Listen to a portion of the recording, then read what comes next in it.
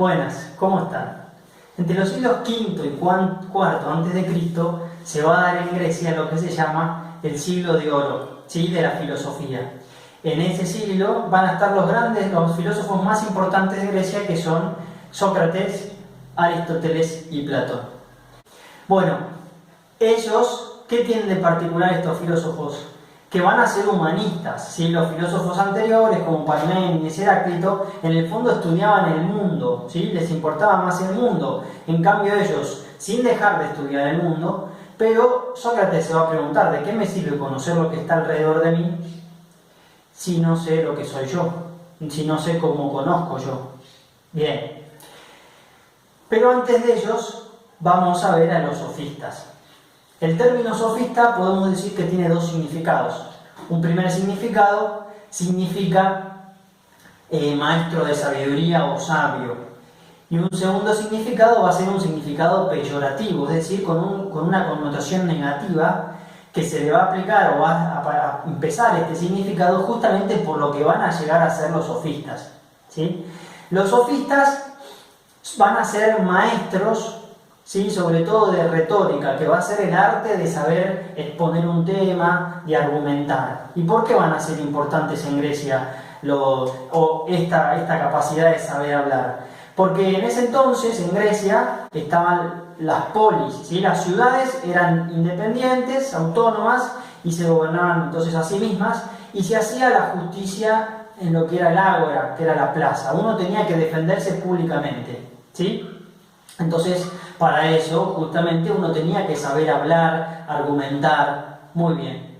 Entonces, por eso van a tener muchos discípulos o gente que quiera aprender eso, ¿sí? Que quiera aprender a argumentar, a discutir. Bueno, entonces los sofistas, Aristóteles los critica y va a decir que son traficantes de sabiduría aparente, justamente porque ellos no tienen ninguna sabiduría, sino que hacen creer a los demás que son sabios, pero lo único que les interesa es los beneficios que pueden obtener con esa sabiduría aparente, que es el dinero, las riquezas. Bien, entre los sofistas vamos a ver a uno de los más conocidos, es Protágoras, ¿sí? Protágoras, entonces, es sofista, y su famosa frase es: el hombre es la medida de todas las cosas, de las que son para que sean y de las que no son para que no sean. Ahora, ¿qué significa esta frase? Es decir, ¿qué significa esto? Significa que el hombre es el que decide lo que las cosas son, o sea, el hombre decide la verdad de las cosas.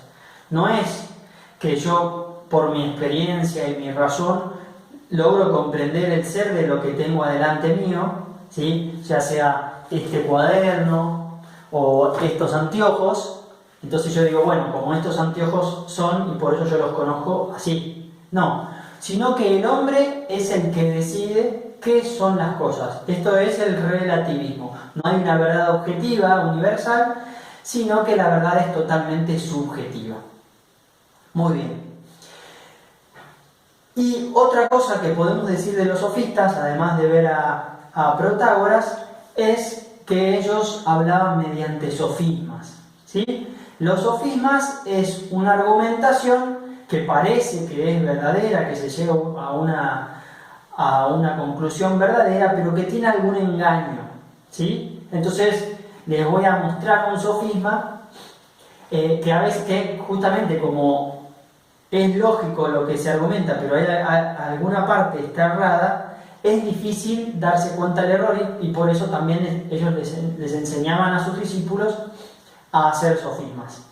Uno conocido para entenderlo es el siguiente: el no ser es el no ser. Sería la premisa, la primera frase, ¿sí? El no ser es el no ser. Segundo, todo lo que es existe y es real. Luego, si el no ser es el no ser, si todo lo que existe es real, luego el no ser, que existe y es real, porque ya habíamos dicho que el no ser es el no ser. Bien, entonces, y si el no ser es el no ser, si existe, podemos decir que el ser no existe, o sea que nada es real. Bien, seguro es difícil, ¿no? Pero ¿cuál sería el error de esto? Que si yo le aplico, el error está en la primera premisa, ¿no? Que el no ser es el no ser. ¿Sí? Le estoy aplicando una entidad, una existencia a algo que no es nada. Yo lo único que puedo decir el no ser es que no es, que no existe, que el no ser no existe. Muy bien, porque solo le puedo aplicar el verbo ser a las cosas que existen, no a las cosas que no existen.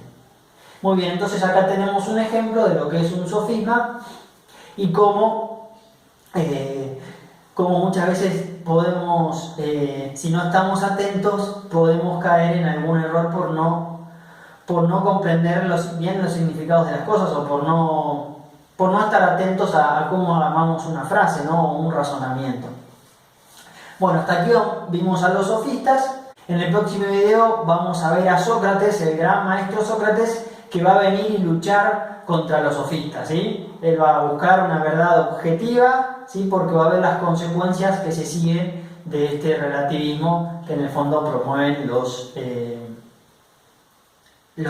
sofistas, ¿sí? Y una sociedad, en el fondo, lo que vamos a ver con Sócrates, que él quiere hacer que la sociedad sea buena, que los hombres sean buenos.